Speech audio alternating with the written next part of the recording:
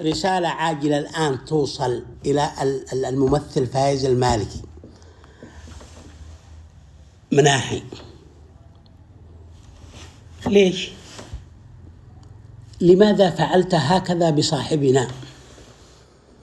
أنا اليوم مش أخاطبش الممثل فايز، أنا اليوم سأخاطب فايز العربي القح ابن الصحراء البدوي ممكن الضيف.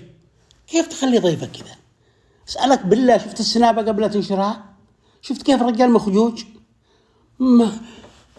كما دري ما يقول لا شاف ريقه، الرجل شاف مثواب بيض ومعقالات والدنيا، قال مدري خليه هداء وخليه عيد، وقل له شكرا لمدحك وثناءك للمملكة، بس حاول انك تركز على وطنك. تمام؟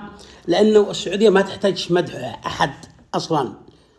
ولعلمك انا كنت يوم من الايام انا وشوية اعلاميين وشعراء وادباء امام مسؤول رفيع المستوى في المملكة العربية السعودية، وجاء واحد من أصحابنا جالس يمدح السعودية ويثني على الأمير محمد بن سلمان وسلمان وكذا، منتظرين أنه يشكره.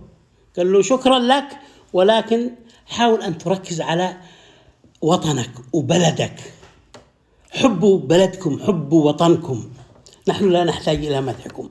وقال عبارة والله ما فهمت هذيك اللحظة، قال المدح أدنى مراتب الذم. يا أخي في ناس يعرفوا يتحاكوا ويعرفوا يوزنوا كلام، ما لكم انتوا المسمري؟ انتوا مشهورين، مفروض تعرف ما تقول ما تتكلم، ولا مسنابة غلط إذا مرة ثانية وثالثة ورابعة. داري يا أستاذ فايز إن محمد المسمري ذكرني بالعيب الأسود اللي حصل في شبوة قبل فترة، هذاك اللي سلموه للقتلة وقتلوه قدام الناس وهو مكسور بس مات.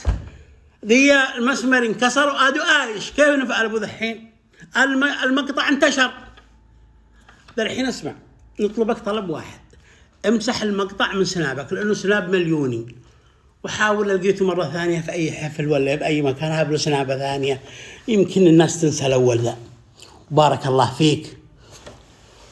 والمسمري حسابه عندنا إن شاء الله. في أمان الله.